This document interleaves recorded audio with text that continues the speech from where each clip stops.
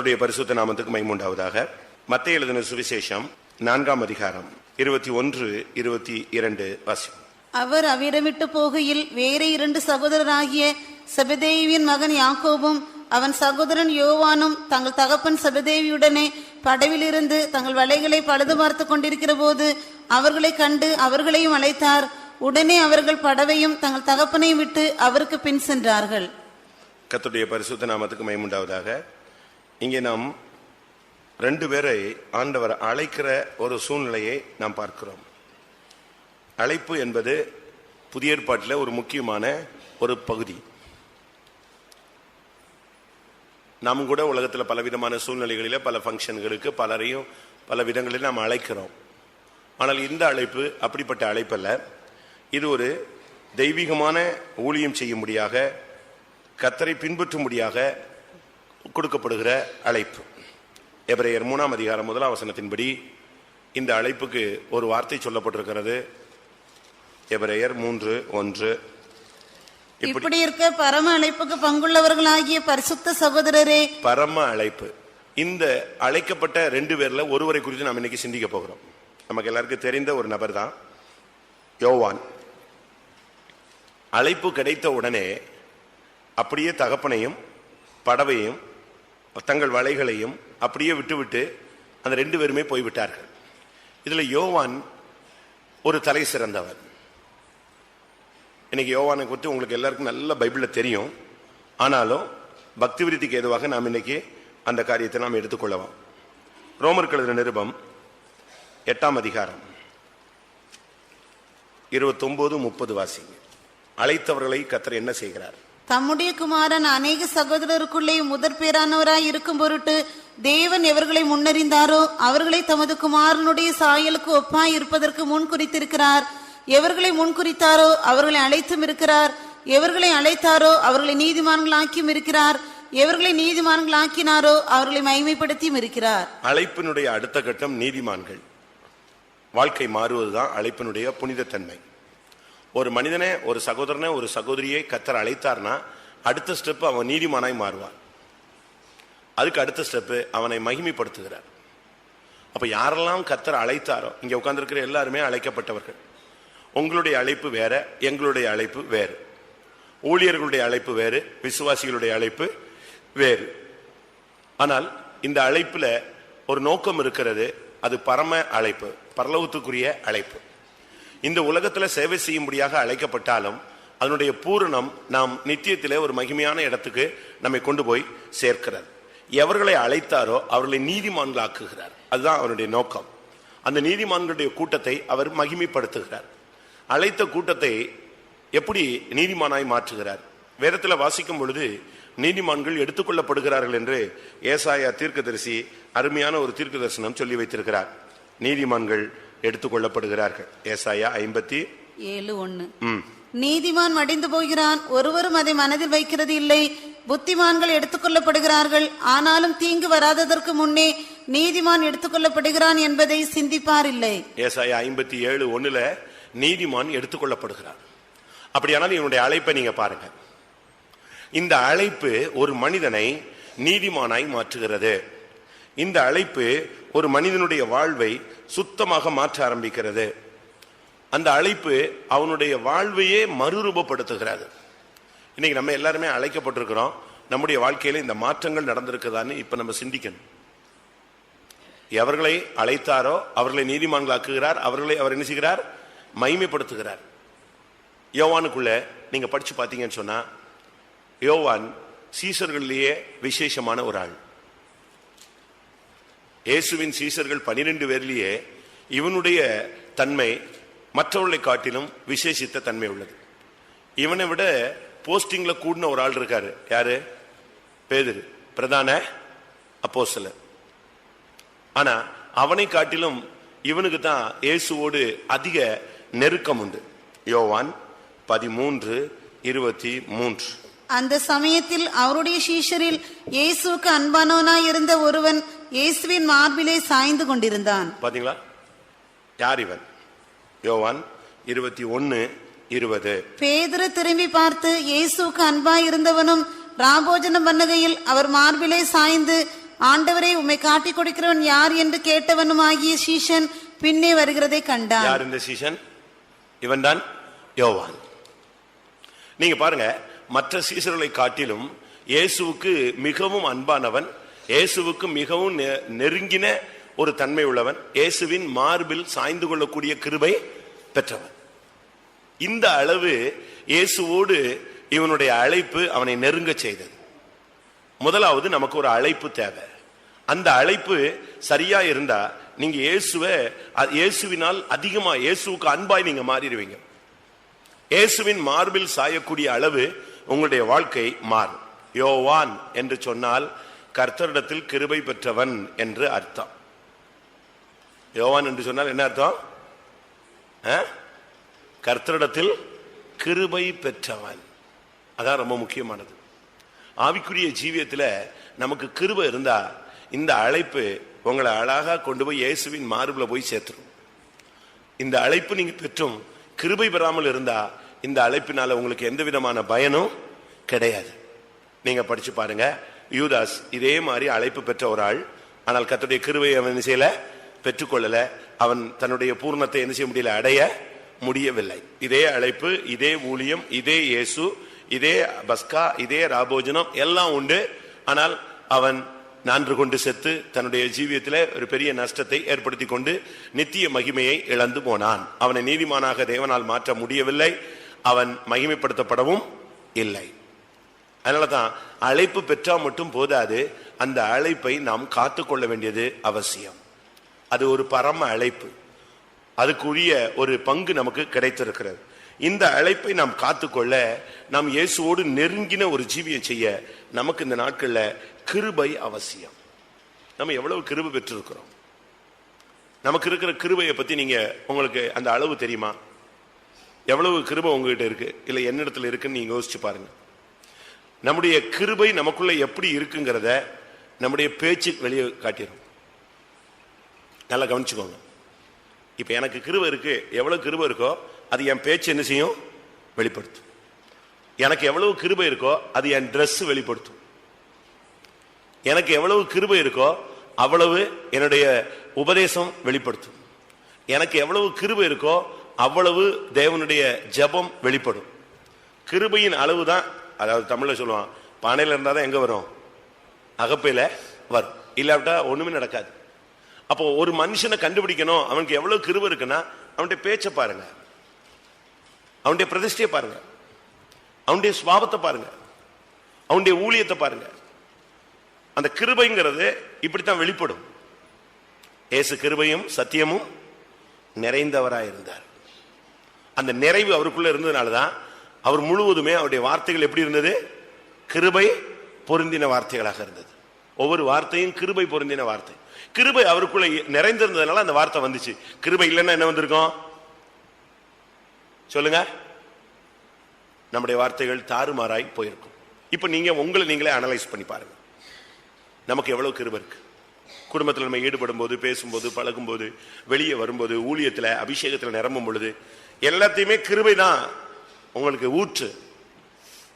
கிருபையில இருந்து தான் நம்ம எல்லாத்தையுமே செயல்படுறோம். கிருபை இல்லைன்னா ஒரு மனுஷன் ஃபியூஸ் போன மனுஷன், ஆவிக்குரியவன். அடுத்த செகண்ட் அந்த கிருபை போயிருச்சுன்னு சொன்னா அவன் ஜீரோ. நீங்க படிச்சு பாருங்க, சிம்சோனுடைய வாழ்க்கையில அந்த தேவ வல்லமை, அந்த கிருபை போனது என்னது, குரங்கா மாறினான், வேடிக்கை பொருளாய் மாறினான், கண்கள் பிடுங்கப்பட்ட குருடனாய் மாறினான், அவருடைய சிறைச்சாலையில செக்கிழுக்கிறவனாய் மாற்றினார்கள். அதான் நிலவரம், நிர்பந்தமான நிலவரம். அதனால எனக்கு கிருபை இருக்குன்னா அது தெரியும் எவ்வளவு கிருபை இருக்குன்னு. இப்போ உங்களுடைய நடை, உடை, பாவனை, பேச்சு, பழக்க வழக்கங்கள், உங்களுடைய உட்காருதல், எழுந்திருக்கல், உங்களுடைய சிரிப்பு, உங்களுடைய எல்லாவற்றிலையுமே எதுதான் வெளிப்படும்? உங்களுக்கு எவ்வளவு கிருபை இருக்குன்னு கண்டுபிடிச்சிடலாம். நீங்களே யோசிச்சு பார்த்துக்கோங்க, உங்களுக்கு எவ்வளவு கிருபை இருக்கு. இந்த அழைப்பு அவனை எப்படி மாற்றினது, அதைத்தான் நான் இப்ப உங்களுக்கு சொல்ல போறேன். இந்த அழைப்பு அவனுடைய வாழ்க்கையில அவனை எப்படி நீதிமானா மாத்திச்சு.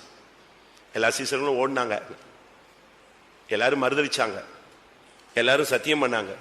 இதே யோவானும் வெளியே போனான். கெத்சமனே தோட்டத்திலிருந்து ஓடி போன ஒரு ஆள்ல இவனும் ஒரு ஆள். ஆனா இவனை கூப்பிட்டு மட்டும் சிலுவையில தொங்கிக்கிட்டு இருக்கிற இயேசு தன்னுடைய தாயை யார் கையில சரண்டர் பண்றாரு? இந்த தாயை நீ பொறுப்படுத்திக்கோன்னு சொல்லி. கடைசி வரைக்கும் நீங்க சரித்திரத்தை படிச்சு பாத்தீங்கன்னா, ஹிஸ்டரியை படிச்சு பாத்தீங்கன்னா, லாஸ்ட் வரைக்கும் யோவான் யாரை கண்ட்ரோல்ல வச்சுக்கிட்டே இருந்தாரு? மரியாளுடைய ஓட்டம் முடிகிற வரைக்கும் தன்னுடைய கட்டுப்பாட்டில் வச்சே பராமரிச்சுட்டு வந்தார். அந்த ஊழியத்தை கொடுத்த ஊழியத்தை அப்படியே செஞ்சார். இதோ உன் தாய், அதோ உன் மகன். அன்னையிலிருந்து அம்மாவை ஏத்துக்கிட்டு மரியாளை அருமையா பராமரிச்ச ஒரு சீசன். அவனை நம்பி கையில கொடுத்துட்டு போனார். எப்படி இருக்குன்னு யோசிச்சு பாருங்க. இப்படிப்பட்ட ஒரு அழைப்பு அவனை எப்படி மாற்றினது? எப்படி இவன் உண்மையான தன்மைக்கு மாறினான்? இவனும் மீன் பிடிச்சிட்டு இருந்தான், இவங்க அண்ணனும் மீன் பிடிச்சிட்டு இருந்தாரு. யாக்கோவும் மீன் பிடிச்சிட்டு இருந்தாரு, யோவானும் மீன் பிடிச்சிருந்தார். 2 பேருக்கும் அழைப்பு கிடைச்சது. ஆனா மற்ற எல்லாரை விட அதிகமாக இயேசுவை நேசிச்சது, இயேசுவினால் நேசிக்கப்பட்டால் யாரு? யோவான். பேதுரு பாருங்க, சொற்பமான நிருபங்களை எழுதி முடிச்சிட்டாரு. ஆனா யோவான் அப்படி இல்லை. சுவிசேஷமும் எழுதுறான், எங்கேயும் வரா, நிருபங்களுக்கும் வர்றார். இயேசுவை பத்தி அவருடைய அனுபவத்தை பாருங்க. 1 யோவான் 1 அதிகாரம் 1 வசனம். ஆதி முதல் இருந்ததும் நாங்கள் கேட்டதும் எங்கள் கண்களினாலே கேட்டதும் கண்டதும் நோக்கி பார்த்ததும் தொட்டதுமான ஜீவ வார்த்தை. இயேசுவை பத்தி எப்படி சொல்றாரு? மற்றவங்க என்ன சொல்லுவாங்க? கண்டேன் கேட்டேன். ஆனா இவன் என்ன சொல்றான்? நான் தொட்டு பார்த்தேன், நான் மார்பில சாய்ந்திருந்த ஒரு ஆள். கண்டதும் கேட்டதும் நோக்கி பார்த்ததும் தொட்டதுமாயிருக்கிற ஜீவ வார்த்தையை குறித்து நான் உங்களுக்கு எழுதுகிறேன். யோவானுடைய நிருபங்கள் வித்தியாசமானது, யோவானுடைய சுவிசேஷமும் வித்தியாசமானது, யோவானுடைய வாழ்க்கையும் வித்தியாசமானது. அவனுடைய அழைப்பு ஒரு விலையேற பெற்ற அழைப்பு. அந்த அழைப்பு அவனை நீதிமானாய் மாற்றினது, மகிமைப்படுத்தினது. எப்படி இந்த அழைப்பை இவன் பயன்படுத்திக்கிட்டான்? யோவான் என்றால் கிருபை பெற்றவன் இருக்க, இந்த கிருபை அவனுக்குள் நடப்பித்த ஒரு 4-5 காரியத்தை நான் உங்களுக்கு சொல்லி முடிக்க விரும்புறேன். ஃபர்ஸ்ட், இந்த கிருபை அவனுக்குள்ள வந்தபோது அப்போஸ்தலர் 3:1 அந்த அழைப்பு அவனை எங்கே கொண்டு போனதுன்னு பாருங்க. ஜெபவேளையாகி 9ஆம் மணி நேரத்திலே பேதுரும் யோவானும் தேவாலயத்துக்கு போனார்கள். இதுதான் முக்கியம். அழைப்பு பெற்றவன் ஒரு நீதிமானாய் மாறி மகிமைப்படணும்னு சொன்னா முதல்ல அவனுக்கு தேவை இயேசுவின் மார்பில் சாய்ந்திருக்கிற ஒரு வாழ்வை பயிற்சிவிக்க வேண்டுமானால் அவன் முதல்ல போக வேண்டிய இடம் எங்கதான்? தேவாலயத்துல போய் ஜெப வேளையில இருக்கணும். ஜெப வேளைங்கிறது ரொம்ப முக்கியம். பிரேயர் லைஃப் இருந்தா ஒரு மனுஷனுடைய அஸ்திவாரம் எப்படி இருக்குன்னு அர்த்தம்? ஸ்ட்ராங்கா இருக்குன்னு அர்த்தம். பிரேயர் இல்லாம ஒருத்தன் ஊழியம் செஞ்சாலோ அற்புதங்கள் செய்தாலோ அடையாளங்கள் செய்தாலோ என்னைக்காவது ஒரு நாள் இந்த அஸ்திவாரம் என்ன செய்யும்? அசையும், ஆடும், விழுதும், நொறுங்கி போயிடும். ஒரு மனுஷனுக்கு வேற என்னவும் செய்ய முடியாட்டாலும் ஜெபம் இருந்தா அவனுடைய வாழ்க்கை போதுமானது. அந்த ஜெப வேளை வந்தபோது 11 சீசர்கள் இருக்காங்க. இன்னொருத்தன் பட்டத்துக்கு, புது பட்டத்துக்கு மத்தியாசம் வந்தாச்சு. 12 பேர்ல 2 பேர் தான் எங்க போறாங்க? ஜெப வேளையில தேவாலயத்துக்கு போறான், ஜெப வேளையை பயன்படுத்துறான். மற்ற 10 பேர் எங்க போயிட்டாங்க? அப்படி என்ன ஊழியம் நடந்துருச்சு? எல்லாரும் பரிசுத்த ஆவி தான் பெற்று அடுத்த நாள் நடக்கிற சம்பவம் தான் இது. பெந்தேகோஸ்தே நாள்ல பரிசுத்த ஆவி இறங்குது, அபிஷேகம் பெற்ற பின்பு முதல் நாள் ஊழியம் தொடங்குறதே. மற்ற 10 பேரும் அபிஷேகத்தில் நிறைஞ்சாங்களே தவிர எங்க போல? நீ அபிஷேகத்துல குதிக்கலாம், ஆடலாம், பாடலாம், எல்லாம் பண்ணலாம். ஆனா ஜெபிக்கலன்னா ஒரு பிரயோஜனம் கிடையாது. நல்லா புரிஞ்சுக்கோங்க. நீங்க அபிஷேகத்துல நிரம்புறது தவறு கிடையாது, நல்லது. ஆனா அபிஷேகத்துல 10 பேர் நிரம்பினாங்க, 120 பேர் அபிஷேகத்தை நிரப்பினார்கள். அதுல 12 சீசர்களும் இருந்தாங்க. யூதாசுக்கு பதிலா மத்தியாஸ் வந்துட்டான். 12 பேர் இருந்து அபிஷேகம், 120 பேர் அபிஷேகம் பெற்றாச்சு, எல்லாம் முடிஞ்சது. ஆனா அடுத்து ஜெப வேலைன்னா அபிஷேகம் பெற்ற யாரையும் காணும். யார் வந்தா? யார் வந்தது? பேதுருவும் யோவானும் தான் ஜெபத்துக்கு வந்தாங்க. நம்முடைய வாழ்க்கையில எவ்வளவுதான் அபிஷேகம் இருக்கட்டும், நல்லது, அது பரிசுத்த ஆவியானுடைய கிருபை. ஆனா அதே நேரத்துல ஜெபத்துக்கு நீ எவ்வளவு வேல்யூஷன் கொடுக்கறியோ அதான் முக்கியம். அதுதான் உன் வாழ்வை நீதிமானாய் மாற்றும், அதுதான் உன் வாழ்வை மகிமைப்படுத்தும். யோவானுக்கு இந்த பிராக்டிஸ் இருந்துச்சு. எங்க சுத்தினாலும் சரி ஜெப வேளையில எங்க வந்து உட்கார்ந்துருவான்? தேவாலயத்தில் வந்து உட்கார்ந்துருவான். ஏனடா தேவ சமூகம் அவனுக்கு இன்பமா இருந்தது. எப்படி இயேசு உயிரோடு இருக்கும் பொழுது அவருடைய மார்பில் சாய்ந்திருந்தானோ அதே போல ஜெப நேரத்தில் இயேசுவின் மார்பில் சாயக்கூடிய பிராக்டிஸ் அவன் நெஞ்சுக்கிட்டு இருந்தான், பெற்றுக்கொண்டான். அன்றைக்கு நிதர்சனமாக அவருடைய மார்பில் சாய்ந்திருந்தான். ஆனா அதுக்கு பிறகு அதர்சனமாக அவருடைய மார்பில் சாய்ந்த வாழ்க்கையை அவன் பயிற்சி வித்தான். நமக்கு இந்த நாட்கள் அப்படி இருக்கா? நம்முடைய வாழ்வு மகிமையாய் மாறணும்னு சொன்னா, நம்முடைய அழைப்பை நம்ம காத்துக்கொள்ளணும்னு விருப்பப்பட்டீங்கன்னா, முதலாவது பிரேயர் லைஃபை கரெக்ட் பண்ணுங்க, ஜெபம். ரெண்டாவது, அப்படி அவன் ஜெபத்துக்கு போன போதுதான் கர்த்தர் அவனை மகிமைப்படுத்தினார், அற்புதம் நடந்தது. அங்கதான் இது நடந்தது. சப்பானி ஃபர்ஸ்ட் அற்புதம், அதாவது இயேசுவின் காலத்துக்கு பின்பு பரிசுத்தாவி ஊற்றப்பட்ட பின்பு முதல்ல அற்புதமே எங்கதான் நடக்குது? அங்கதான் இறங்குது ஃபர்ஸ்ட். சும்மா 40 வருஷமா சப்பானியா இருந்த ஆளை ஒரே செகண்ட்ல இவங்க நினைச்சிட்டாங்க, தூக்கி விட்டு அற்புதத்தை நிகழ்த்திட்டாங்க. தேசமே அசைஞ்சு போச்சு. நீ ஜெபத்துக்கு மதிப்பு கொடுத்தா கர்த்தர் உன்னை மகிமைப்படுத்துவார். அதான் முக்கியம். இயேசு ஒரு ஜெபம் பண்றாரு, பிதாவே என்னை மகிமைப்படுத்தும், ஒரு பிரேயர். உடனே பதில் என்ன வந்துச்சு? மகிமைப்படுத்தினேன், இன்னும் நான் உம்மை மகிமைப்படுத்துவேன். நம்முடைய வாழ்க்கையில நீங்க ஜெபத்துக்கு மட்டும் நீங்க முக்கியத்துவம் கொடுத்துக்கிட்டே இருங்க. எவ்வளவு நேரம் முடியுதோ அவ்வளவு நேரம் தேவ சமூகத்துல நீங்க உட்கார்ந்துருங்க. அப்படி நீங்க தேவ சமூகத்துல நீங்க பயிற்சி வச்சுட்டீங்கனாலே உங்களுடைய வாழ்க்கை மகிமையாய் மாறும். அப்போஸ்தலர் நடபடிகள் 10ஆம் அதிகாரத்துல பாத்தீங்கன்னா, ஒரு பக்கத்துல கொர்நேலியு ஜெப வேளையில ஜெபத்துல இருக்கிறான், இன்னொரு பக்கத்துல பேதுரு ஜெபத்துல இருக்கிறார். இங்க இவன் ஜெபிக்கும் பொழுது இவனுக்கு வெளிப்படுத்தல் கிடைக்குது, அங்க அவன் ஜெபிக்கும் போது அவனுக்கு ஒரு வெளிப்படுத்தல் கிடைக்குது. ஏனென்றால் ஜெப நேரம் மனிதன் தேவன் மனிதனை சந்திக்கும் நேரம். அப்போஸ்தலர் 10ஆம் அதிகாரத்தில் நீங்க படிச்சு பாருங்க, ஜெப வேளையில் 3ஆம் வசனம். பகலில் ஏறக்குறைய 9ஆம் மணி நேரத்திலே தேவனுடைய தூதன் தன்னிடத்தில் வரவும். 9ஆம் மணி நேரம்னா என்ன டைம் சொல்லுங்க? அது ஜெப. அப்போஸ்தலர் 3ஆம் அதிகாரம் 1ஆம் வசனத்துல அப்படித்தானே இருக்கு, ஜெப வேளையாகிய 9ஆம் மணி நேரம். கரெக்ட். அப்ப ஜெப வேளையாகிய 9ஆம் மணி நேரத்துல கொர்நேலியு எங்க உட்கார்ந்து இருக்கிறாரு? ஜெபத்துல இருக்கிறான். தேவதூதன் வந்து அவனுக்கு என்ன செய்யறான்? பதில் கொடுக்கிறான். 9ஆம் வசனம். மறுநாளிலே அவர்கள் பிரயாணப்பட்டு அந்த பட்டணத்துக்கு சமீபித்து வருகையில் பேதுரு 6ஆம் மணி நேரத்திலே ஜெபம் பண்ணும்படி மேல் வீட்டில் ஏறினான். ஜெபம் தாங்க ஊழியக்காரங்களை மேன்மைப்படுத்துனுச்சு. ஜெபம் தான் ஒரு விசுவாசிய மேன்மைப்படுத்தும். நீ எவ்வளவு நேரம் ஜெபிக்கிறியோ அவ்வளவுக்கு நேரம் உனக்கு கிருபை கிடைச்சுக்கிட்டே இருக்குன்னு அர்த்தம்.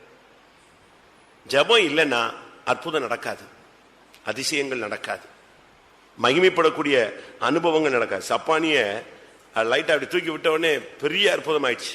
எழுப்பி நடந்து ஓடி குதிச்சு அவன் துள்ளிட்டான். எப்படிப்பட்ட ஒரு கிரியை தேவன் நடப்பித்தார். நம்முடைய ஜெபம் தான். அழைப்பு இருந்தா மட்டும் போதாது, அழைப்பு ஒரு மனிதனை மகிமைப்படுத்துறதுக்கு அவனுடைய லைஃபை எப்படி கர்த்தர் அழகா கொண்டு போனார்னு பாருங்க. சரியான ஒரு ஜெபம். அடுத்ததாக இந்த அழைப்பு, இந்த அபிஷேகம், இந்த ஜெபம் அவனை தூணா மாத்திருச்சு. கலாத்தியர் 2ஆம் அதிகாரம் 9ஆம் வசனம். எனக்கு அளிக்கப்பட்ட கிருபையை அறிந்தபோது தூண்களாக எண்ணப்பட்ட யாக்கோவும் கேபாவும் யோவானும். பாருங்க, யோவானை யாரா மாத்தியாச்சு? ஒரு சாதாரண மனுஷன். ஆனா ஒரு காலத்துல இயேசுவை விட்டுட்டு கெத்செமனே தோட்டத்துல ஓடி போன ஒரு ஆள், ஒரு குழந்தை போல இயேசுவின் மார்பில சாய்ந்து கொண்டிருந்த ஒரு நபர். ஆனா இப்ப பாத்தீங்கன்னா இவன் தூணா நிக்கிறான். ஒரு சாதாரண மனுஷன் ஓடி போன ஒரு ஆளு அந்த அழைப்பு அவனை திருப்பி கொண்டு வந்து அவனை தூணா நிப்பாட்டிடுச்சு. நம்முடைய லைஃப்ல நம்ம எவ்வளவு தூணா இருக்கிறோம் கர்த்தருக்கு? இந்த சபைக்கு நீங்க ஒரு தூணா இருக்கீங்களா? தேவனுடைய வீட்டுக்கு நீ ஒரு தூணா இருக்கிறாயா? இந்த உபதேசத்துக்கு நீங்க ஒரு தூணா இருக்கிறீங்களா? தூண் அது ஒரு சப்ஜெக்ட், அது டைம் கிடைக்கும் போது நம்ம சிந்திக்கலாம். இந்த உலகத்துல நீ சபைக்கு தூணா இருந்தா பரலோகத்துல உன்னை யாரா மாத்துவாரு? தூணாய் மாற்றுவார். வெளிப்படுத்தல நீங்க படிச்சு பாருங்க, 2ஆம் அதிகாரம். தேவனுடைய ஆலயத்தில் நான் உன்னை தூணாக்குவேன். 3ஆம் அதிகாரம் 12ஆம் வசனம். ஜெயங்கொள்ளுகிறவன் எவனோ அவனை என் தேவனுடைய ஆலயத்திலே தூணாக்குவேன். தூணாக்குவேன். இந்த உலகத்துல நீ இந்த சபையில நீ தூணா நின்னாதான் பரலோக ராஜ்யத்துல உன்ன ஒரு தூணா மாற்ற முடியும். இங்க நீ என்ன செய்யறியோ அதுதான் அங்க. இங்க கட்டுகிறது அங்கே கட்டப்படும். அப்ப இங்க நீ தூணா கட்டி நிறுத்திட்டு நிப்பாட்டியாச்சுன்னா நீ பரலோகத்துல தூணாய் நிற்பாய். ஒரு சாதாரண மனுஷனை எப்படி ஒரு மறுரூபம் சொல்லுகிறது, இந்த உலகத்தை விட்டு நம்ம மறுரூபமாக்கி பரலோகத்துக்கு போறது ஒரு பகுதி. ஆனா இப்பமே அந்த மறுரூபம் நடக்கணும். சரிதானா? ஆவியா இருக்கிற கர்த்தராலே அந்த சாயலாகத்தானே மகிமையின் மேல் மகிமை அடைந்து மறுரூப படுகிறோம். ரோமர் 12:1 சொல்லி இருக்கிறது. 1:2 மனம் புதிதாகிறதுனாலே மறுரூபம் ஆகுங்கள். வாசிங்க ரெண்டையும். அடைகிறோம், ஆகுங்கள். நாம் எல்லாரும் திறந்த முகமாய் கர்த்தருடைய மகிமையை கண்ணாடியிலே காண்கிறது போல கண்டு ஆவியாய் இருக்கிற கர்த்தரால் அந்த சாயலாகத்தானே மகிமையின் மேல் மகிமை அடைந்து மறுரூபப்படுகிறோம். அடுத்து ரோமர் 12:2. நீங்கள் இந்த பிரபஞ்சத்திற்கு ஒத்த வேஷம் தெரியாமல் தேவனுடைய நன்மையும் பிரியமும் பரிபூர்ணமான சித்தம் என்னதென்று பகுத்தறியத்தக்கதாக உங்கள் மனம் புதிதாகிறதுனாலே மறுரூபம் ஆகுங்கள். இந்த உலகத்திலே நீ மறுரூபம் ஆகணும். ஒரு சாதாரண மனுஷனா இருக்கிற நீ இந்த உலகத்திலே நீ ஒரு தூணாய் மாறணும், ஒரு ஜெப வீரனாய் மாறணும், அற்புதம் செய்யும் சக்தி உள்ளவனாய் மாறணும், இயேசுவோடு இணைந்து நிற்கக்கூடிய ஒரு தூணாய் நீ மாறணும். அசைஞ்சிடக்கூடாது, நீங்க விட்டுறக்கூடாது. உங்களுடைய உறுதித்தன்மையை நீங்க எந்த சூழ்நிலையிலையும் இழந்து விடக்கூடாது. யோவான் கிருபை பெற்றவன், கர்த்தரிடத்திலிருந்து கிருபை பெற்ற மனுஷன். அவனுடைய அழைப்பு அவனை எப்படி உருவாக்கிச்சின்னு பாருங்க. அவனுடைய 12 பேருக்குள்ள இவனுடைய மாற்றங்களை பாருங்க. அந்த அழைப்பு கிடைத்தது. அடுத்ததாக அவன் ஜெப வேலையை பயன்படுத்தினான். அதான் அவனுடைய அடுத்த மறுரூபம். அடுத்து அவனை தூணா மாத்திருச்சு. என்ன வந்தாலும் சரி ஸ்ட்ராங்கா நிப்பான், தைரியமா நிப்பான். அபிஷேகம் கிடைச்ச பிறகு பயங்கர போல்ட் ஆயிட்டாங்க. அப்போஸ்தலர் நடவடிக்கைகளை நீங்க படிச்சு பாருங்க. 4ஆம் அதிகாரம் 13ஆம் வசனத்துல மிகுந்த தைரியத்தோடு பேச ஆரம்பித்தான் யோவான். பேதுருவும் யோவானும் பேசுகிற தைரியத்தை அவர்கள் கண்டு, பாத்தீங்களா, பேதுருவும் யோவானும் பேசுகிற தைரியத்தை அவர்கள் கண்டார்கள். நீ தூணா நிக்கணும், தைரியமா நிக்கணும். வேலை ஸ்தலத்துல உனக்கு சின்ன பிரச்சனை உடனே அங்க பின்வாங்கிடக்கூடாது. குடும்பத்துல ஒரு சின்ன பிரச்சனை உடனே ஓடிடக்கூடாது. சபையில ஒரு சின்ன குழப்பம் உடனே நீ சபையை விட்டு ஓடிடக்கூடாது. நிக்கணும், தைரியமா நிக்கணும். என்ன வந்தாலும் நிக்கணும். என்னை போன்றவன் ஓடி போவானோ? ஓடலாமா? பின்வாங்கிறதுக்கு நம்ம இந்த சபைக்குள்ள வந்தோம். இந்த சத்தியத்தை அறிஞ்ச பிறகு உனக்கு ஒரு தைரியம் வரணும், சரியான போல்ட்னஸ் வேணும். என்ன வந்தாலும் நிக்கிற ஒரு தைரியம் இந்த நாட்கள்ல நமக்கு தேவை. ஆண்டவர் அறியாமல் நமக்கு ஒண்ணும் நடக்காது. அப்படி நடந்தாலும் தேவன் என்ன செய்வார்? பார்த்துக் கொள்வார். அவர்கள் பேதுருவும் யோவானும் பேசுகிற தைரியத்தை கண்டு அவர்கள் படிப்பறியாதவர்கள், பேதமை உள்ளவர்கள் என்று அறிந்தபடினால் ஆச்சரியப்பட்டார்கள். எவ்வளவு அருமையா பேசுறான். நம்ம இன்னைக்கு சத்தியத்தை பேச மாட்டோம், உபதேசத்தை பேச மாட்டோம். இன்னைக்கு நமக்கு அந்த தைரியம் இல்லை. நீங்கள் தைரியமாய் மாறணும். உங்களுடைய அழைப்பு உங்களை நீதிமான்களாய் மகிமைப்படுத்த வேண்டுமானால் நீங்க இந்த நாட்கள்ல தூணாய் மாறுங்க. நம்ம எத்தனை பேர் தூணா மாறி இருக்கோம்னு எனக்கு தெரியல. எத்தனை பேருக்குள்ள அந்த உறுதித்தன்மை வந்திருக்குன்னு தெரியல. எத்தனை பேர் இன்னும் சத்தியத்துல உறுதி இல்லாத தன்மை உள்ளவர்களாக இருக்கிறீர்கள் என்று உங்களுக்கு தான் தெரியும். நம்முடைய வாழ்க்கையில ரொம்ப முக்கியமானது நமக்கு நல்ல வெளிப்படுத்தல் கிடைக்கணும். இந்த அழைப்பு அவனுக்கு நல்ல ஒரு வெளிப்படுத்தல கிடைச்சது. அவனை தூக்கி பத்ம தீவுல அனுப்பிட்டாங்க. பத்ம தீவுங்கிறது ஒரு நாடு கடத்தப்படக்கூடிய ஜனங்கள் போய் கிடக்கிற ஒரு இடம். அந்த நாட்கள்ல இங்க இந்தியாவில் தப்பு பண்ணவங்களாம் எங்க கொண்டு போய் விட்டுருவாங்க? அந்தமான்ல கொண்டு போய் விட்டுருவாங்க. அங்க ஒரு சிறை இன்னைக்கு இருக்கு. நாடு கடத்தப்பட்ட எல்லாரும் அங்கதான் கிடப்பாங்க. ஏன்னா அங்கிருந்து அவன் எங்க வர முடியாது, எந்த நாட்டுக்கும் வர முடியாது. அப்படிப்பட்ட ஒரு இடம். அதுபோல அந்நாட்களிலே இருந்த இடம் பத்மு. ஏனென்றால் இந்த யோவான கொதிக்கிற எண்ணெய் சட்டிகளை தூக்கி போட்டாங்க வறுத்துறணும்னு. ஆனா இவன் அதுல மிதந்துகிட்டு இருந்தானே தவிர என்ன செய்யல, சாகல. அந்த எண்ணெய் அவனை ஒன்னும் பாதிக்கல. கொதிக்கிற எண்ணெய் சுண்ணாம்பு காலவாசல்ல போட்டாங்களாம். இவனை அப்படியே பஸ்பமாக்கிடணும். அங்கேயே அவனை என்ன செய்யல, ஒண்ணுமே பண்ண முடியல. தண்ணியில அமிழ்த்தினாங்களாம். அப்பமா அவன் என்ன செய்யல, சாவல. சரி எங்கிட்ட இப்ப பொழைச்சிட்டு போன்னு சொல்லி எங்க விட்டாங்க? பத்மதீவுல கொண்டு போய் உள்ள விட்டாங்க. இவங்க நினைச்சது இவங்க சோறு தண்ணி இல்லாம செத்து போயிடுவான், தனிமையிலேயே செத்து போயிடுவான். ஆனா இவன் டெய்லி எங்க போயிட்டு வந்துட்டான்? வெளிப்படுத்தல் 1ஆம் அதிகாரத்துல பாத்தீங்கன்னா, நான் பத்மதீவில் இருந்தேன், கர்த்தருடைய நாளில் நான் ஆவிக்குள்ளானேன். எங்க போயிட்டேன்? பரலோகத்துக்கு போயிட்டாங்கிறான். ஒவ்வொரு நாளும் ஒவ்வொரு சபைக்கு வருகிற தூது வந்துகிட்டே இருந்துச்சு.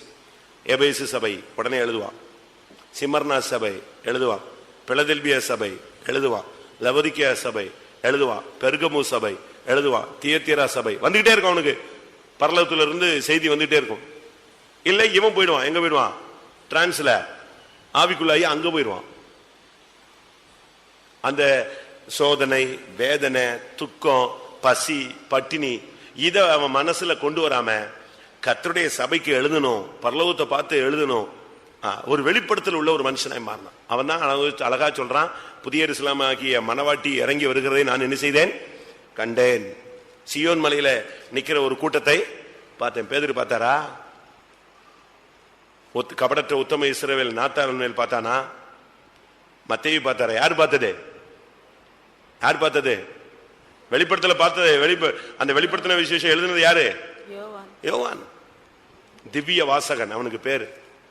திவ்ய வாசகனாகிய யோவானுக்கு வெளிப்படுத்தின விசேஷம். யோசிச்சு பாருங்க. அவனுடைய வெளிப்படுத்தல் பழைய ஏற்பாட்டில் உள்ள தீர்க்க தரிசனங்களுக்கு ஒத்து வந்துச்சு. தானியேல், எசேக்கியேல் இவங்க சொன்ன தீர்க்க தரிசனம் அழகா எக்காலம் ஊதும், கலசங்கள் ஊற்றப்படும் சொல்றாங்களா, முத்திரை உடைக்கிறது எல்லாமே தெளிவா எழுதுறான். கரெக்டா அப்படி சியோன் மலையை பார்த்துட்டு நான் நேத்து யோசிச்சேன், இது எப்படி பார்த்திருப்பான்? 1,44,000 பேர் எப்படி கண்டுபிடிச்சிருப்பான் சொல்லுங்க. பின்பு நான் பார்த்த பொழுது சியோன் மலையில் ஆட்டுக்குட்டியானவருடையும் அவருடைய பிதாவின் நாமம் தரித்த 1,44,000 பேரையும் நிற்க கண்டேன். எப்படி பார்த்திருப்பான்? நீங்க கண்ணை மூடாமே சொல்லுங்க பாப்போம். இப்ப கண்ணை மூடா உங்களுக்கு தெரியாது, சொல்லுங்க இப்ப எப்படி பார்த்திருப்பான்னு சொல்லுங்க. எனக்கு நானா ஒரு கற்பனை நேற்று பண்ணி பார்த்தேன். நான் அப்படியே பார்த்தேன், அவன் பார்த்துக்கிட்டே வந்திருப்பான். அந்த கும்பல நம்பர் போட்டிருப்பாருன்னு நினைக்கிறேன். அப்படியா? 1,44,000 லாஸ்ட் நம்பர். அதுக்கு மேல 1-2 தேடி பார்த்திருப்பான். இல்ல, ஆனா அடுத்த பார்த்தவங்க நம்பர்லாம் எப்படிதான் இருந்துச்சு?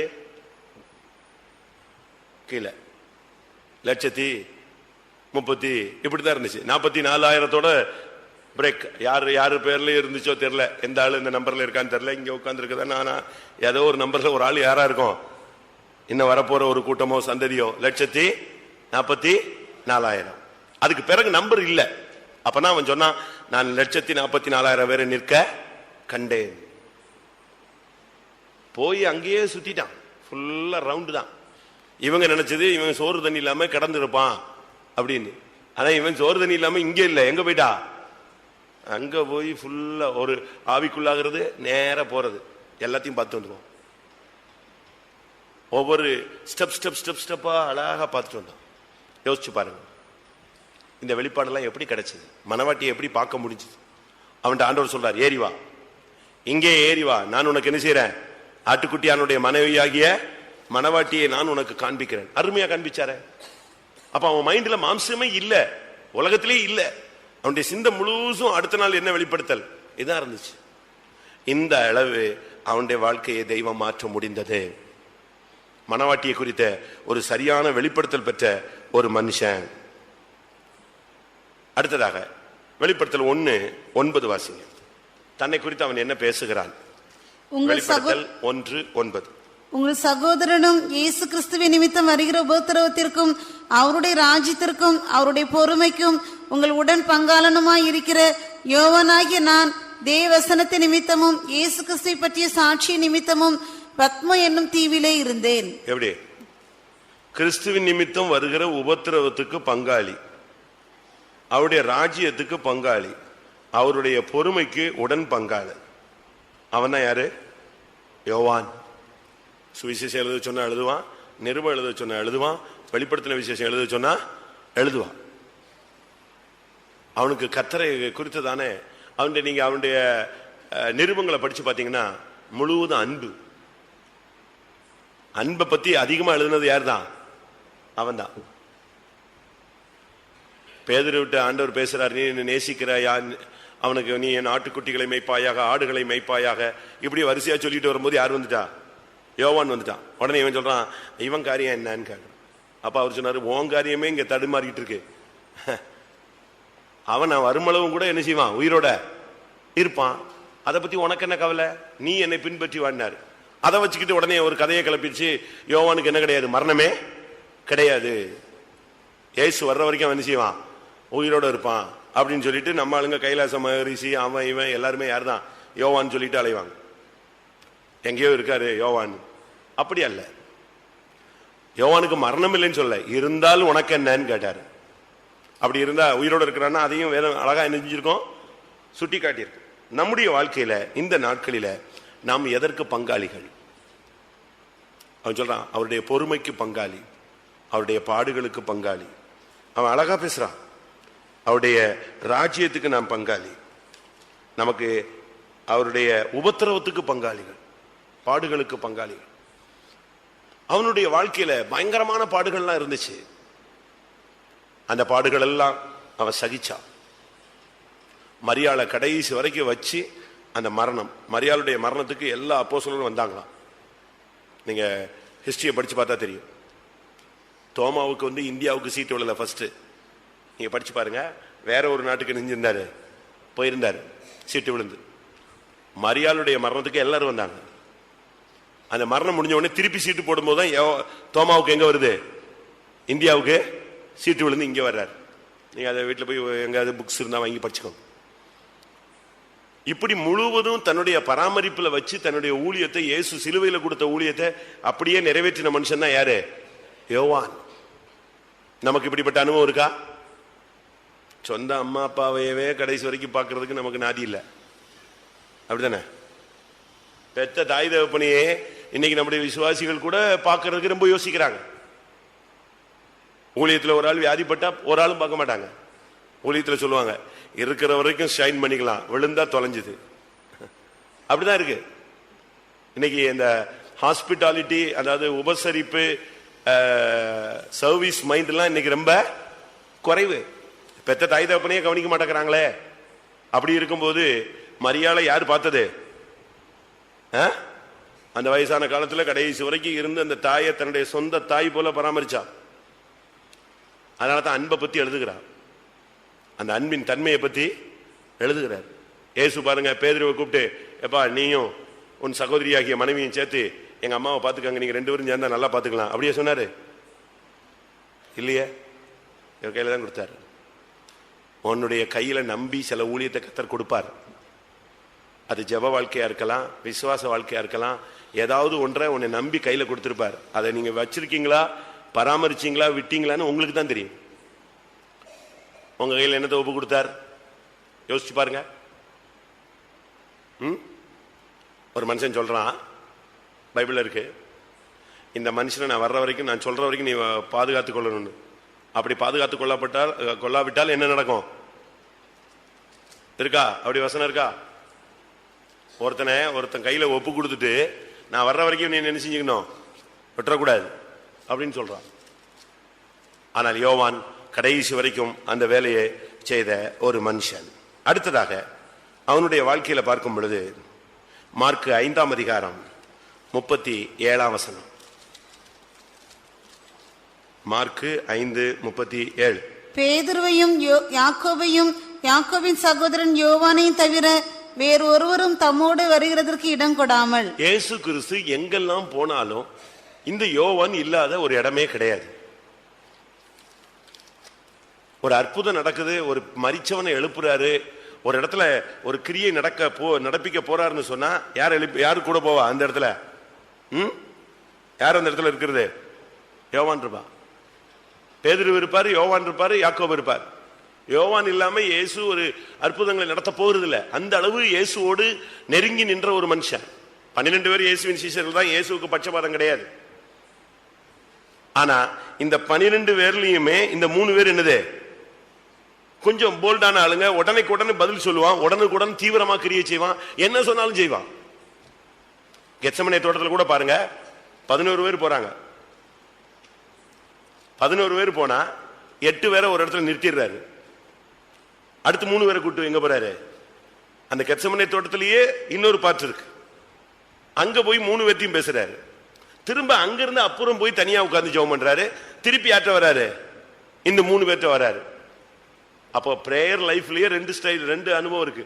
நார்மல் பிரேயர் இருக்கு, அடுத்து இன்னும் என்னது, இயேசுவோடு இன்னும் க்ளோஸா இருக்கிற ஒரு பிரேயர் லைஃப் இருக்கு. அதுலயும் யார் தான் வருவா? யோவான் தான் வருவா. எவிரிவின் மகளை எழுப்பும் போது எல்லாரும் சீசர்களோடு தான் போறாரு, ஆனா 3 பேர் மட்டும் தான் உள்ள கூட்டு போனாரு. அந்த அளவு இயேசுவோடு நெருங்கின ஒரு தனித்துவம் வாய்ந்த மனுஷன் தான் யோவான். சரி, இப்ப இயேசு போயிட்டாரு, அவர் எடுத்துக்கொள்ளப்பட்டாச்சு, ஓட்டத்தை முடிச்சிட்டாரு, மகிமைக்கு போயிட்டாரு. இப்ப பரிசுத்த ஆவி அருளப்பட்டது. இப்ப நீங்க பாத்தீங்கன்னு சொன்னா இப்பவும் பேதுரு கூட நிக்கிறது யாருதான்? பேதுரு கூட யாக்கோபு வர மாட்டான். இப்ப யாரு க்ளோஸா நிக்கிறது? அப்படின்னா என்ன அர்த்தம்? நடத்திப்புக்காரங்களோடு நிக்கிற ஒரு தன்மை. பேதுருவும் யோவானும் தான் ஜெபாலயத்துக்குள்ள போறாங்க. அப்படித்தானே இருக்கு பைபிள்ல. பேதுருவும் யோவானும் எந்த இடத்துல பாத்தீங்கன்னா பேதுருவும் யோவானும் தான் உள்ள வந்துகிட்டே இருப்பாங்க. ரெண்டு பேரும் ரொம்ப க்ளோஸ் ஆயிட்டாங்க. நீங்க எப்படி தெய்வத்தோடு க்ளோஸா இருக்கீங்களோ அதே அளவு நடத்திப்புக்காரங்களோடு நீங்க என்ன செய்யணும்? க்ளோஸா இருக்கணும். அதான் ரொம்ப முக்கியம். அப்படி இல்லைன்னு சொன்னா, உனக்குள்ள ஒரு சரியான ஒரு ஐக்கியம் இல்லைன்னு சொன்னா அது வெளியே தெரிஞ்சிடும். அற்புதம் நடக்காது, அதிசயம் நடக்காது, பெரிய காரியங்களை நீ நடப்பிக்க முடியாது. தெளிவா இருக்கு. எப்படி இயேசுவோடு 3 பேர் போய்கிட்டே இருந்தாங்களோ அதே மாதிரி இப்ப அடுத்து பேதுரு தலையாயிட்டாரு. தலையோட சேர்ந்து இவன் செய்றான், யோவான் கூட வந்துகிட்டே இருப்பான். இன்னும் 2-3 இடங்கள்ல நீங்க படிச்சு பாத்தீங்கன்னா இந்த தன்மையை நீங்க தெளிவா விளங்கிக்கலாம். எங்கெல்லாம் பேதுரு இருக்கானோ அங்கெல்லாம் யோவான் இருப்பார், வந்துருவார், கூட சேர்ந்து வந்துருவார். நம்முடைய வாழ்க்கையில நம்ம எப்படி இருக்கிறோம்? அதனால தான் பவுல் இதே யோவான் சொல்லும் போது எங்களுடைய ஐக்கியம் யார்கிட்ட இருக்கு? பிதாவாகிய தேவனோடும் அவருடைய குமாரனாகிய கிறிஸ்துவோடும் இருக்கிறது. நீங்களும் எங்களோடு 1 யோவான் 1:3 நீங்களும் எங்களோட ஐக்கியம் உள்ளவர்கள் ஆகும்படி நாங்கள் கண்டும் கேட்டும் இருக்கிறதை உங்களுக்கும் அறிவிக்கிறோம். எங்களுடைய ஐக்கியம் பிதாவோடும் அவருடைய குமாரனாகிய இயேசு கிறிஸ்துவோடும் இருக்கிறது. இதுக்கு இன்னொரு அர்த்தம் வசனம் சொல்றேன். அப்போஸ்தலர் 8:14. அதாவது பேதுருவும் யோவானும் சேர்ந்து போனதுக்கு ஒரு எவிடன்ஸ், இன்னொரு எவிடன்ஸ். சமாரியர் தேவவசனத்தை ஏற்றுக்கொண்டதை எருசலேமில் உள்ள அப்போஸ்தலர்கள் கேள்விப்பட்டு பேதுருவையும் யோவானையும் அவர்களிடத்திற்கு அனுப்பினார்கள். இவங்க 2 பேரும் தான் ரொம்ப க்ளோஸா இருப்பாங்க. அப்ப நாம பரிசுத்தவான்களோடும் ஐக்கியமா இருக்கணும், தேவனோட ஐக்கியமா இருக்கணும். இப்ப பவுல் யோவான் சொல்றாரு, எங்களுடைய ஐக்கியம் பிதாவோடும் அவருடைய குமாரனாகிய கிறிஸ்துவோடும் இருக்கிறது. நீங்களும் என்ன செய்யுங்க? எங்களோட ஐக்கியமாய் மாறுங்கள் சொல்றாரு. இன்னைக்கு நம்மில் எத்தனை பேர் இப்படிப்பட்ட ஒரு உண்மையான ஐக்கியத்தை வளர்த்துக் கொள்வோம்? எனக்கும் ஆண்டவருக்கும் தெரியும், மற்றவங்களுக்கு தெரிஞ்சிடணும்னு அவசியம் இல்லை. உனக்கும் ஆண்டவருக்கும் தெரியும். இங்க நீ ஒருத்தட்டி ஒப்புரவாகலங்கிறதும் ஊருக்கு எல்லாம் தெரியும். தெரியுமா தெரியாதா? ஆண்டவருக்கு தெரியாதா? ஒரு சிலர் சொல்லுவாங்க அது எனக்கும் ஆண்டவருக்கும். அது என்ன அப்படி என்ன நீ ரொம்ப க்ளோஸ் ஆயிட்ட? அங்க க்ளோஸா இருந்தா இங்க என்ன செய்யும்? அது தெரியும். நீ தேவனோட ஒப்புரவாக இருக்கிற அப்படின்னு சொன்னாலே நீ யாரோட ஒப்புரவாயிடுவ? மனுஷனோடு ஒப்புரவாகி விடுவாய். நீ தேவனோடு ஒப்புரவாகாத ஒரு மனுஷன் யாரோட ஒப்புரவாக முடியாது? மனுஷனோடு ஒப்புரவாக முடியாது. மனுஷனோடு ஒப்புரவான மனுஷன் தேவனோடு நிச்சயமாய் நிச்சயமாய் ஒப்புரவா. அதுக்கு ஒரு வசனம் சொல்றேன். ராயனுக்குரியதை ராயனுக்கு கொடுக்கிறவன் தேவனுக்குரியதை நிச்சயமா தேவனுக்கு கொடுப்பான். தேவனுக்குரியதை ஒழுங்கா ஒருத்தன் கொடுக்கறான்னு சொன்னா அவன் ராயனுக்குரியதை நிச்சயமா ஒழுங்கா செலுத்துவான். தேவனுடைய காரியத்தில் உண்மையா இருந்தா அவன் உலக காரியத்தில் உண்மையா இருப்பான். உலக காரியத்தில் ஒருத்தன் உண்மையா இருந்தா நிச்சயமா அவன் தேவனுடைய காரியத்தில் எப்படி இருப்பான்?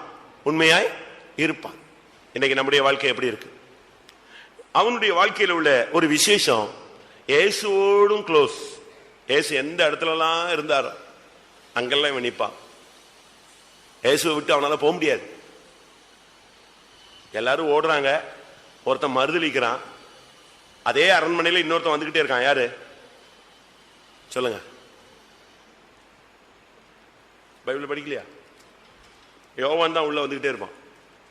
அவனுக்கு அவரை விட்டு எச்சமணி தூரத்தில் ஓடினாலும் பேதுரு அரண்மனைக்கு மறுதளிச்சிட்டான். ஆனா இன்னொரு ஆள் உள்ள சுத்திக்கிட்டே வரான், குட்டி போட்ட பூனை மாதிரி பின்னாலேயே வரான். அவனுக்கு என்ன பண்ணன்னு தெரியல. யார் அவன்? யோவான். வாசிங்க பார்க்கலாம். அவனால சும்மா இருக்க முடியாது. இயேசுவை விட்டுட்டு மற்றவங்க எல்லாம் ஓடி ஒளிஞ்ச மாதிரிலாம் இருக்க முடியாது. ஏதோ மறுதளிச்சிட்டான், திருப்பி வர்றான். தேடி தேடி தேடி தேடி பின்னாலேயே வரான். அவருக்கு என்ன நடந்துச்சோ என்ன நடந்துச்சோ என்ன நடந்துச்சோ அவனால அவங்க இருக்க முடியாது. எடுத்தவர்கள் வாசிங்க. எப்படியாவது உள்ள வந்துருவான். அவனால அந்த இடத்துல நிக்க முடியாது. தெரியுமா?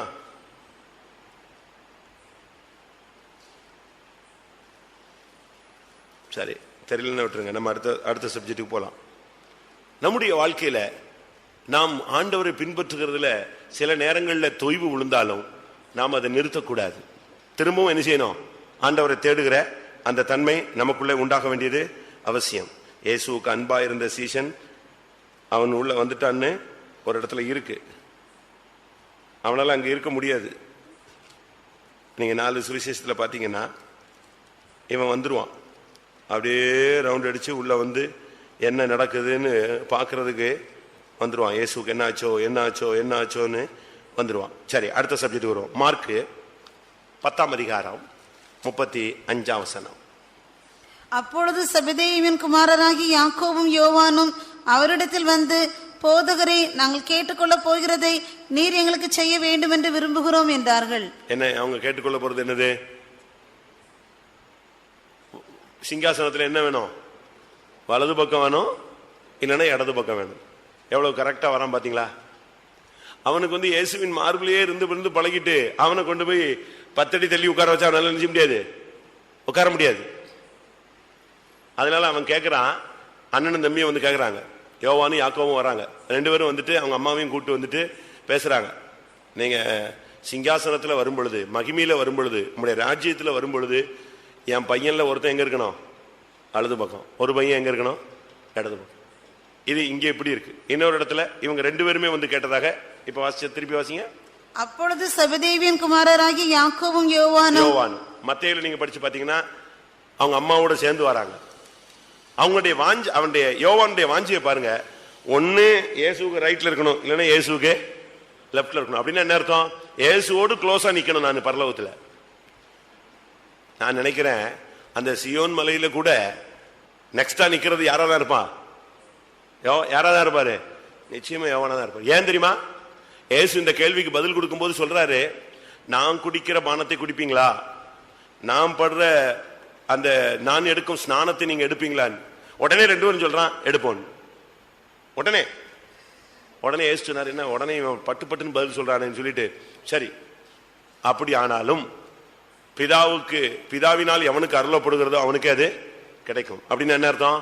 ஜெயங்கொள்ளுகிறவனுக்கு தான் கிடைக்கும். யோவான் ஜெயிச்சாரா? ஜெயிக்கலையா? ஜெயிச்சிட்டார். அப்படினால அவனுடைய சிந்தையை பாருங்க. பரலோகத்துல எனக்கு வலது பக்கம் வேணும். அதுவும் யாருக்கு தான் விட்டு கொடுப்பா? சொல்லுங்க. ஒன்னு அண்ணன் ரைட் சைடு, இல்லைன்னா தம்பி ரைட் சைடு. எவ்வளவு க்ளோஸா 2 பேர் இருக்காங்க. ஊழியத்தில் 2 பேர் இருக்கிறாங்க. நமக்கு இந்த நாட்களில் சிங்காசனத்தை பத்தி நமக்கு என்ன அறிவு இருக்கு? யோசிச்சு பாருங்க. சிங்காசனத்தை பத்தி உங்களுக்கு என்ன அறிவு இருக்கு? நம்முடைய பிள்ளைகள் சிங்காசனத்துக்கு போகணும்னு ஆசைப்படுறோமா? நம்முடைய பிள்ளைகள்லாம் வலது பாரசத்துல வந்துருவாங்களா? இடது பக்கத்துல வந்து நின்றுவாங்களா? கூட வந்து நின்றுவாங்களா? இல்ல நாமே இப்ப கண்ணை முன்னா அங்க போயிடுவோமா? அவங்க கேட்கறாங்க பாருங்க, சிங்காசனத்துல எங்களுக்கு வலது பக்கம் வேணும், இல்லாவிட்டால் இடது பக்கம் வேணும். உம்மை விட்டு ஒரு அடி கூட என்னால என்ன செய்ய முடியாது, விலகி. இந்த உலகத்துல மாத்திரமல்ல, மறுமையில கூட உம்மை விட்டு நாங்க என்ன செய்ய முடியாது, விலகி இருக்க முடியாது. இந்த அளவு எப்படி அவனுக்கு ஒரு ஆசை வந்திருக்கும், எப்படி ஒரு தனியாத தாகம். அப்படிப்பட்ட ஒரு வாஞ்சை உள்ள ஒரு மனுஷன் தான் இந்த யோவான். அண்ணன் தம்பி பேசிட்டு வராங்க. அவங்க அம்மா ஃபுல் பூஸ்ட் பண்ணி விட்டுறாதீங்களா, இப்பவுமே கேட்டுருங்க, பிராமிஸ் பண்ணிருங்க. ஏன்னா தாவீதை வந்து சாலமோனுக்கு ஒரு பத்சேபாலுக்கு என்ன இருக்காரு, ஒரு வாக்குத்தத்தம் கொடுத்தாரு. அதன்படி அவனுக்கு என்ன கிடைச்சிருச்சு, சிங்காசனம் கிடைச்சிருச்சு. இப்பவுமே வா போவோம். அம்மா வந்து 2 பிள்ளைகளை இழுத்துட்டு எங்க வர்றா, ஏசுத்த வரா. ஒரு விண்ணப்பம். என்ன விண்ணப்பம்? நம்ம விண்ணப்பங்கள்லாம் என்ன? நல்ல பையன் கிடைக்க வேண்டும் ஆண்டவரே, நல்ல பெண் கிடைக்க வேண்டும் ஆண்டவரே, அப்படித்தானே, நல்ல வேலை கிடைக்க வேண்டும் ஆண்டவரே. வேற என்ன சொல்லுவீங்க? என்னெல்லாம் தேவையோ நம்ம அதெல்லாம் சொல்றோம். பாவம், வேற வழி இல்லாம சொல்லிட்டே இருக்கோம். அந்த அம்மா பார்த்துச்சு, இவங்க 2 பேருக்கும் அழைப்பு கிடைச்சிருச்சு. இவங்களை இனிமே என்ன செய்ய முடியாது, கல்யாணம் கட்டி வைக்க முடியாது. அழைப்பு பெற்றவன் கல்யாணம் கட்டினானா கட்டினவனும் போச்சு, கட்டப்பட்டவனும் போச்சு. அதனால அந்த அம்மா பார்த்தாங்க 2 பேருக்கு அப்ப அழைப்பு கிடைச்சிருச்சு. இனி 2 பேரும் எங்க போய் சேரணும்? யோதாச மாதிரி எங்க நடு ரோட்ல போய் சேர்ந்துடக்கூடாது, விழுந்து போயிடக்கூடாது. அதனால இப்பவுமே பிராமிஸ் கேட்கறாங்க, வாக்குத்தத்தம் கேட்கறாங்க. எங்க பிள்ளைங்க 2 பேரும் வலது பக்கத்துலயும் இடது பக்கத்துல வந்து நிக்கணும். அந்த அளவு நீங்க ஒரு பிராமிஸ் கொடுங்கிற. எந்த அளவு அவங்களுக்கு பரலோகத்தை பத்தி ஒரு நம்பிக்கையும் நிச்சயம் இருக்கும். நமக்கு இருக்கா? சரி, அடுத்த பாயிண்ட். பேதுருவும் யோவானும் இயேசுவுக்கு ஊழியம் செய்றாங்க. நீங்க பைபிள் ஃபுல்லா படிச்சு பாருங்க. பேதுருவுக்கு யோவானுக்கு என்ன கிடையாது. ஒரு வீட்டுல 2 அண்ணன் தம்பி இருக்கிறான்னா 2 பேரும் எப்படி இருப்பாங்க? நீங்க சொல்லுவீங்க அடிச்சுக்குவாங்க, திருப்பி சேர்ந்துக்குவாங்க, அப்படித்தானே? சில இடத்துல அடிச்சுக்குவான், அதோட பிரிஞ்சே எரிஞ்சிருவான், போயிடுவான். ஆனா பேதுருவுக்கும் யோவானுக்கும் யாக்கோவுக்கும் எந்த விதமான மிஸ் அண்டர்ஸ்டாண்டிங்கும் கிடையவே கிடையாது. 2 பேர்ட்ட உள்ள ஒரு பெரிய குறைவு என்னன்னா, என்னை விட கொஞ்சம் சத்தியமா பேசுவான். ரெண்டு பேருக்கு ரகசியமா பேச தெரியாது. ரெண்டு பேரும் எப்படி பேசுவான்? கட்டாப்புட்டான்னு கத்துவான். அதனால இயேசு அவங்களுக்கு என்ன பேர் வச்சிருந்தாரு? ரெண்டு பேருக்கு என்ன பேர் வச்சிருந்தாரு? பொவனர் கேஸ்ன்னு வச்சிருந்தாரு பேரு. ஏன் தெரியுமா? இடிமுழக்கத்தின் மக்கள். மெல்ல பேசுனா என்னதே அப்படிமா. நம்மளுங்க அப்படிதான். அதே மாதிரி அவங்களுக்கு இந்த சவுண்ட கண்ட்ரோல் பண்ண தெரியாது. வெகுளித்தனமா சத்தமா போல்டா பேசுவான். வாசிங்க. ரெண்டு பேருக்கும் ஒவ்வொருத்தருக்கும் ஒவ்வொரு பேர் வச்சுக்கிட்டே வந்தாரு. அதுல இவங்களுக்கு வச்ச பேரு பொவனர் கேஸ் என்று அழைக்க. இவங்க ரெண்டு பேரும் பொவனர் கேஸ். மார்க் 3:17. மார்க் 3:15. செபதேயுவின் குமாரனாகி யாக்கோபு, யாக்கோபின் சகோதரனாகி யோவான், இவ்விருவருக்கும் இடிமுழக்க மக்கள் என்று அர்த்தம் கொள்ளும் பொவர்னகேஸ் என்கிற பெயரிட்டார். அவ்வளவுதான். ரெண்டு பேரும் சத்தமா பேசுவாங்க. வீட்டுல ஆள் இருக்குன்னா ஈஸியா கண்டுபிடிச்சிடலாம். ஃபைட்டம்ல ஆள் இருக்குன்னா நினைச்சலாம் கண்டுபிடிச்சிடலாம். ஆனா ஒரு இடத்துல கூட ரெண்டு பேருக்கு என்ன கிடையாது? வாக்குவாதம் கிடையாது. நீங்க ஊழியத்தை ஃபுல்லா படிச்சு பாருங்க. யோவானும் யாக்கோபும் சண்டையிட்டார்கள், முறுமுறுத்தார்கள், பிரிந்து போனார்கள். பவுலுக்கும் பர்னபாவுக்கும் பிரச்சனை வந்துருச்சு. பவுலுக்கும் பேதுருவுக்கும் பிரச்சனை வந்துச்சுன்னு பைபிள்ல இருக்கு. பவுலும் பர்னபாவும் ரெண்டு பேரும் பயங்கர சண்டை, கடும் வாக்குவாதம். அப்படி பிரிஞ்சு போயிட்டாங்க பவுலும் பர்னபாவும். பவுல் சீலாவை கூட்டு போயிட்டான், பர்னபா மார்க்கோ கூட்டு போயிட்டான். கலாத்தியர்ல படிச்சு பாத்தீங்கன்னா விருத்த சேதனம் இல்லாத கூட்டம். இப்படி ரெண்டு கூட்டத்துக்கு மத்தியில பேதுரு மாட்டிக்கிட்டு டக்குன்னு எங்க சப்போர்ட் பண்ணிட்டாரு? விருத்த சேதனத்துக்கு சப்போர்ட் பண்ண உடனே பவுல் சொன்னா தவறு, முகமுகமா என்ன செய்தேன்? எதிர்த்தேன்னு சொல்றாரு. ஆனா யோவானுக்கும் யாக்கோபுக்கும் ஊழியத்தின் பகுதியில ஒரு நாள் கூட டேஷ் கிடையாது, இடியே கிடையாது. ஆனா நீங்க பைபிள் படிச்சு பாருங்க. இதே மாதிரி அழைப்பு பெற்று ஊழியத்துக்கு வந்த ரெண்டு பேர், இன்னொருத்தர் இருக்கான். யாரு?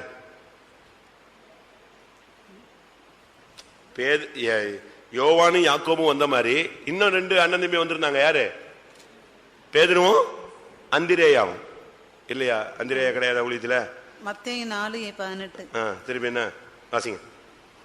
இயேசு கலிலேய கடலோரமாய் நடந்து போகையில் மீன் பிடிக்கிறவர்களாய் இருந்த இரண்டு சகோதரராகிய பேதுரு என்னப்பட்ட சீமோனும் அவன் சகோதரன் அந்திரேயாவும். பாத்தீங்களா? ஆனா இவங்க ரெண்டு பேருக்கும் பிரச்சனை வந்துச்சு அப்படின்னு எங்க எழுதியிருக்கு. பேதுருவும் அந்திரேயாவும் இடிச்சுக்கிட்டாங்க, வாக்குவாதம் ஆயிடுச்சு அப்படின்னு எங்க இருக்கு? மத்தேயு 18:21. அப்பொழுது பேதுரு அவரிடத்தில் வந்து, ஆண்டவரே, என் சகோதரன் எனக்கு விரோதமாய் குற்றம் செய்து வந்தால் நான் எத்தனை தரம் மன்னிக்க வேண்டும்? 7 தரம் மட்டுமோ என்று கேட்டான். யார சொல்றாரு இப்போ? பேதுரு யார சொல்றாரு? என் சகோதரன் எனக்கு விரோதமா என்ன செய்யறான்? பிரச்சனை பண்றான். அவனை எத்தனை தரம் தான் மன்னிக்கிறது? யாரு இவன் சகோதரன்? யாரு? அந்திரேயா, ஆண்ட்ரூ தான். இவர் தான் இப்ப ரெண்டு பேருக்கும் இடிச்சுக்கிட்டே வந்துச்சு. அப்பதான் அவன் சொல்றான், இவனை எத்தனை தரம் தான் மன்னிக்கிறது? இவனும் ஊழியத்துல தான் இருக்கான், ஆனா பண்றதுல என்னது? எனக்கு ஆப்போசிட்டா என்னத்தையா பண்ணிட்டே இருக்கான். எத்தனை தரம் நான் மன்னிக்கிறது? அப்பதான் ஏசு சொன்னாரு, 7 தரம் அல்ல 70 தரம் நீ மன்னிக்கணும். ஆனா ஒரு இடத்துல கூட யோவான் என் யாக்கோபு பெரிய தொல்லை பண்றான் சுவாமி, இவனையும் ஊழியத்துக்கு எடுத்துட்டீங்க, ஒண்ணு இவனை எடுங்க, இல்லாட்ட என்னையும் எடுங்க, அப்படி ஏதாவது சொன்னாரா? கிடையவே கிடையாது. சகோதர ஸ்நேகம், அன்பை பத்தி பேசிட்டு அன்பை செயல்படுத்தின ஒரு ஆள் அவன் தான் சொல்றான், தன் சகோதரனை பகைக்கிற எவனும் மனுஷ கொலைபாதகன் சொன்னான். அவன் தான் சொல்றான். அன்பை பத்தி நீங்க 1 யோவான் ஃபுல்லா உட்கார்ந்து படிச்சு பாருங்க. அன்புதான் முழுவதும் அன்பு. அந்த இடத்துல தான் சொல்றான், ஒருவன் அன்பா இருக்கிறேன் என்று சொல்லியும் தன் சகோதரனை பகைத்தால் அவன் எங்க இருக்கிறான்? இருளில் கிடக்கிறான். ஒளியில் இருக்கிறேன் என்று சொல்லி ஒருவன் சகோதரனை பகைத்தால் அவன் இருளில் கிடக்கிறான் சொன்னான். தன் சகோதரனை பகைக்கிற எவனும் மனுஷ கொலைபாதகன். ஏன் அப்படி பேசினாரு? அவன் சகோதரனை பகைச்சதே கிடையாது. யோவானுக்கும் யாக்கோபுக்கும் எந்த இடத்துலையும் ஒரு சின்ன மனஸ்தாபம் வந்தது கிடையாது. அந்த அளவு அவனுடைய வாழ்க்கை பாதுகாக்கப்பட்டது. கடைசியாக பஸ்கா, லூக்கா 22:8. அப்பொழுது அவர் பேதுருவையும் யோவானையும் அழைத்து, பாருங்க, இந்த இடத்துலயும் 2 பேர் தான் சேர்ந்து வராங்க. வாசிங்க. இருக்கும் பொழுதே அவங்க ரொம்ப க்ளோஸ். நாம் பஸ்காவை புசிக்கும்படிக்கு நீங்கள் போய் அதை நமக்கு ஆயத்தம் பண்ணுங்கள் என்றார். பஸ்காவை ஆயத்தம் பண்றதுக்கு பேதுருவையும் யோவானையும் இயேசு அனுப்புகிறார். போய் பஸ்காவை ஆயத்தம் பண்ணுங்க. இவங்க ரெண்டு பேரும் பஸ்காவுக்குள்ள முக்கியமான ஆளுங்க. ஆயத்தம் பண்ணு, அந்த இடத்த போய் ரெடி பண்ணி அந்த ராபோஜன பந்திய, கர்த்தருடைய பந்தி ஆயத்தப்படுத்தினதே முக்கியமான ஆளுங்க இவங்க தான். ஃபர்ஸ்ட் நான் நினைக்கிறேன் பேதுருவுக்கு அப்பத்தை கொடுத்திருப்பாரு. ரெண்டாவது யாருக்கு கொடுத்திருப்பாரு? யோவானுக்கு தான் கொடுத்திருப்பாரு. ராபோஜனம் நம்முடைய ஊழியத்துல, நம்முடைய சபையில, நம்முடைய பரிசுத்தத்துக்கு முக்கியமான பகுதி. கர்த்தருடைய பந்தியில நீங்க என்ன ஆனாலும் சரி, செத்தாலும் இங்க வந்து விழுந்து செத்து அதை நினைஞ்சிடணும், பங்கெடுக்கணும். ராபோஜனத்தை தவிர்க்கவே கூடாது. ஞானசானம் எடுக்கும் போதே ஒரு தீர்மானம் எடுத்துக்கணும், சாகுற வரைக்கும் நான் ராபோஜனத்தை என்ன செய்ய மாட்டேன், தவிர்க்க மாட்டேன். குறைவுகள் வரும், பலவீனங்கள் வரும், புத்தியினங்கள் வரும். இப்ப நீங்க வந்து நல்லா வண்டியை ஓட்டுவீங்க, யாரையும் இடிக்கணும்னா நீங்க வண்டி ஓட்டுறீங்க. நம்ம லக்க போய் தொடணும்னு சொல்லி நம்ம போறோம். திடீர்னு ஒரு குழந்தை என்ன செஞ்சிடும், உள்ள வந்துடும், ஒரு சின்ன ஏதாவது ஒண்ணு ஆயிடும். அப்ப நம்ம அதுக்காக ரொம்ப உஷாரா நம்ம போகணும். அதுபோல நம்முடைய வாழ்க்கையில சில தவறுகள், புத்தியினங்கள் நம்ம அறியாம வேற பகுதியில எங்க இருந்தலாமோ வந்து நமக்குள்ள வந்து மோதும். நீங்க சும்மா வச்சிருங்க ஒரு பாத்திரத்தை, கொஞ்ச நேரத்தில் தூசி என்ன செய்யும், அது மேல வந்து படிஞ்சிடும். அதையும் சரிப்படுத்துறதுக்கு தான் ராபோஜனம். மாம்சத்திலும் ஆவியிலும் உண்டான அசுசிகள் நீங்க உங்களை சுத்திகரித்துக் கொண்டு பரிசுத்தமாகுதலை தேவ பயத்தோடு பூர்ணப்படுத்துங்கள். அதை சுத்திகரிக்கிற வேலை தான் இந்த ராபோஜனம். ஒப்புரவாக தேவனிடத்திலும் மனிதனிடத்திலும் ஒப்புரவாக நமக்கு ஒரு குறிக்கப்பட்ட காலத்துக்குள்ள அதை சரிப்படுத்துறதுக்கு தான் தேவன் இந்த நேரத்தை கொடுக்கிறார். இந்த பஸ்காவை யோவான் விடுறதே கிடையாது. எங்கெல்லாம் ராபோஜனம் நடந்துச்சோ அங்கெல்லாம் அவர் இருப்பார். அந்த அப்பத்தை புசித்து அந்த ரத்தத்தை, அந்த ரசத்தை பானம் பண்ணினார். மாம்சத்தை புசித்து ரத்தத்தை பானம் பண்ணுகிறவனுக்கு நித்திய ஜீவன் உண்டு, அவனை கடைசி நாளில் நான் எழுப்புவேன். எப்படிப்பட்ட ஒரு வாழ்க்கை வாழ்ந்திருக்காரு நீங்க பாருங்க. யோவானை பத்தி நமக்கு எல்லாருக்குமே நல்லா தெரியும், ஓரளவு தெரியும். இப்ப நான் பிரசங்கம் பண்ணதை விட உங்களுக்கு இன்னும் எத்தனையோ எக்ஸ்ட்ரா பாயிண்ட்ஸ் இருக்கு. நான் இப்ப டைமிங்காக நான் இதை மட்டும் எடுத்துட்டு வந்து பேசுறேன். ஆனா நம்முடைய வாழ்க்கையில இது இருக்கான்னு பார்க்கணும். அவனை அழைத்த தேவன் உண்மையுள்ளவர். அவர் அவனை அந்நாள் வரை காக்க வல்லவராயிருந்தார். உங்களை அழைக்கிறவர் உண்மையுள்ளவர், அவர் அப்படியே செய்வார். அழகா எல்லாரும் கண்களை மூடுவோம். கொஞ்ச நேரம் ஒரு 2-3 நிமிஷம் ஆண்டுடைய சமூகத்தில் நம்மை தாழ்த்தி ஒப்பு கொடுப்போம். ஆண்டவரே, ஒரு சாதாரண மண்ணான மனுஷனாகிய யோவானுக்குள்ள இவ்வளவு மகிமையான ஒரு வேலையை செய்யும் பொழுது எனக்குள்ளும் உம்மால் செய்ய முடியும் என்று நான் விசுவாசிக்கிறேன்.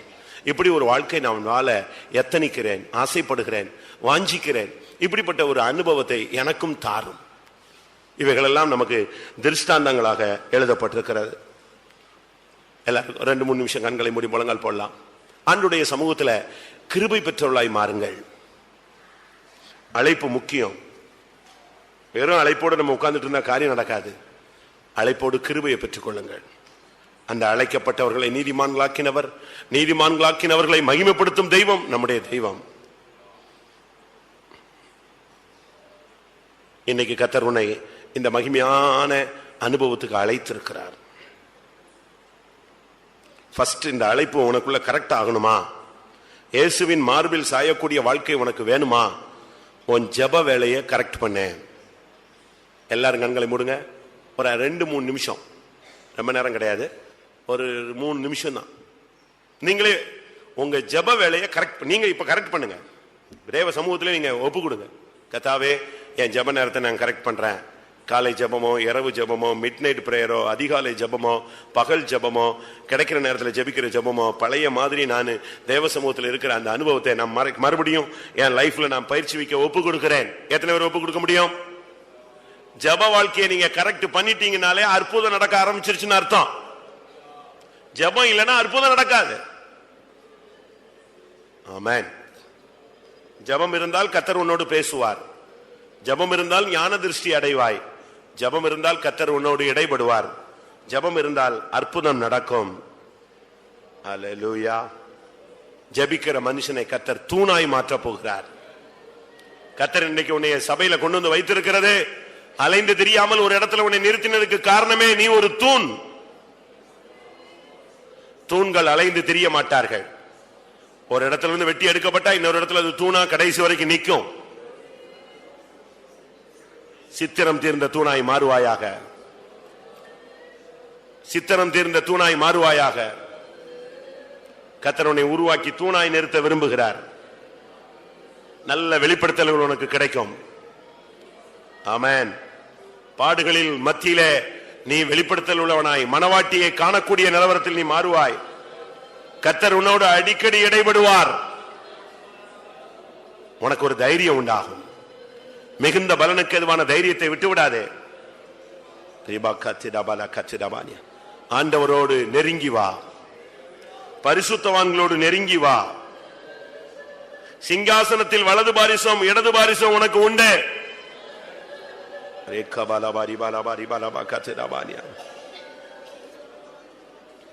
ஆமென், ஆமென், ஆமென். இந்த உலகில் இயேசுவின் மார்பில் சாய்ந்தது மாத்திரமல்ல, மகிமையிலும் இயேசுவின் மார்பில் சாயக்கூடிய அனுபவத்தை பெற்றுக் கொண்டான். கர்த்தாவே, அந்த அனுபவம் எனக்கு வேணும்.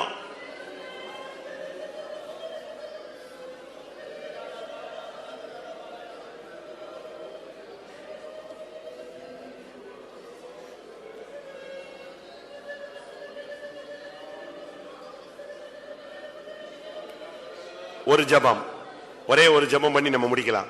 கர்த்தாவே, யோவான் கிருபை பெற்றவன் சொல்லி இருக்கிறது. இந்த வசனத்தின்படி வாழக்கூடிய ஒரு கிருபை மட்டும் எனக்கு தாங்க. எல்லாரும் கேளுங்க பார்க்கலாம். ஆமென். யோவான் என்று சொன்னால் கிருபை பெற்றவன், கர்த்தரால் கிருபை பெற்ற. ஹல்லேலூயா. ஆமென். கிருபை பெற்றவர்கள் பாக்கியவான்கள். அவர்கள் அழைப்பு நிறைவேறும். அவருடைய ஜெப வாழ்க்கை உறுதிப்படும். கர்த்தர் அவர்களை தூண்களாய் மாற்றுவார். அவர்களுக்கு மகிமையிலே மகிமையான இடம் கிடைக்கும்.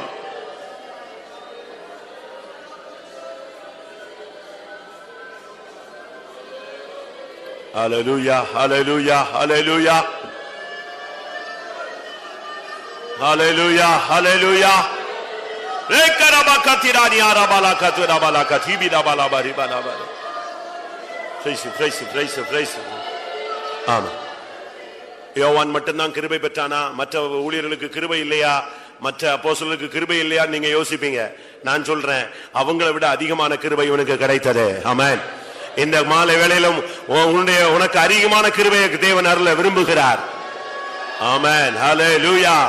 ஆமென். சத்தியத்தின்படி ஜீவிக்கக்கூடிய கிருபை, தூணாய் நிற்கக்கூடிய கிருபை.